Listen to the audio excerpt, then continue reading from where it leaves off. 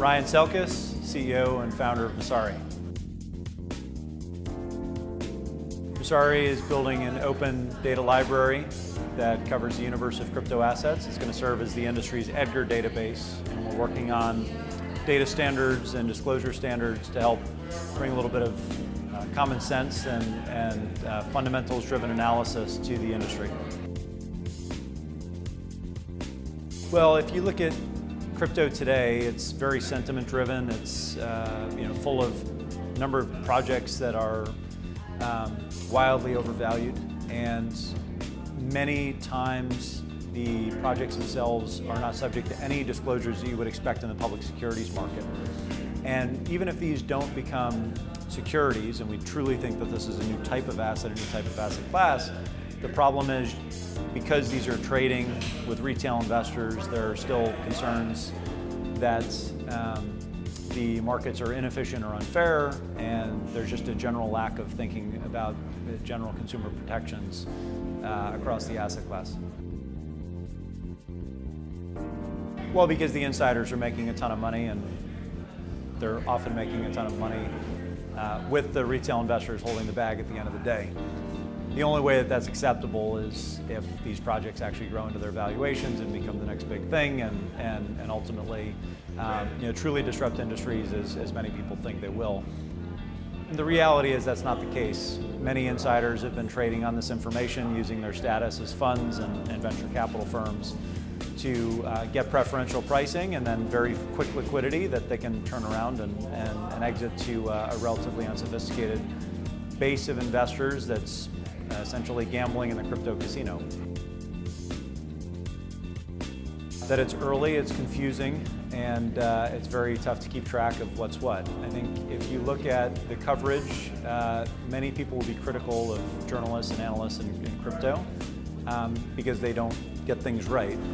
The reality is you have experts in a number of different fields that will argue the same project and take different sides, often cases very aggressively about whether certain projects are doomed to fail or are ultimately going to be the next big thing.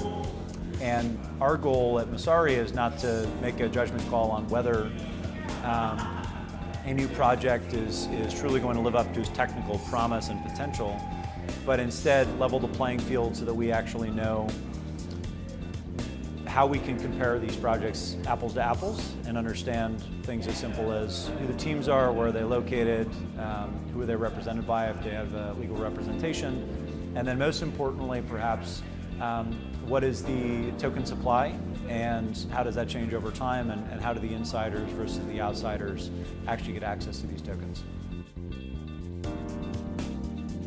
Everything else. But that's not their fault. It's just, I think even the best journalists and the best analysts in the world and the people that have been in this industry for quite a long time have trouble keeping up. And that's more a testament to how quickly things are moving and how exciting this is as a new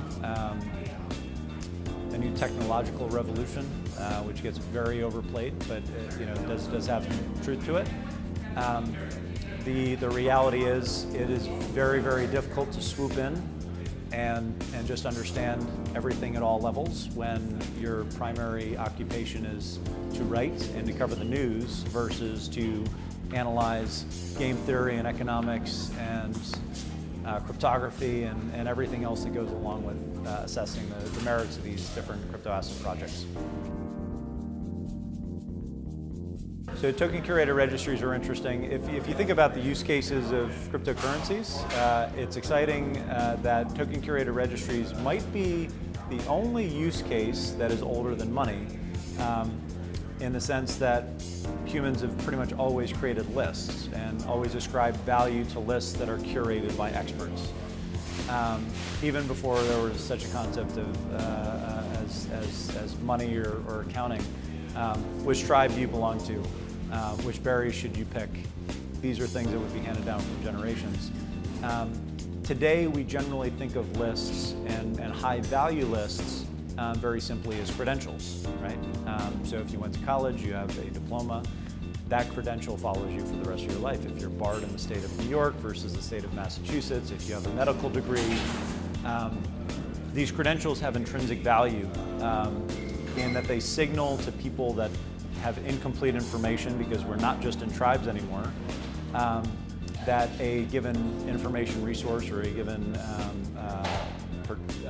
component of that list is trustworthy or worth doing business with or worth interacting with. Traditionally, that has always been, those credentials have always been managed by centralized institutions, trusted third parties.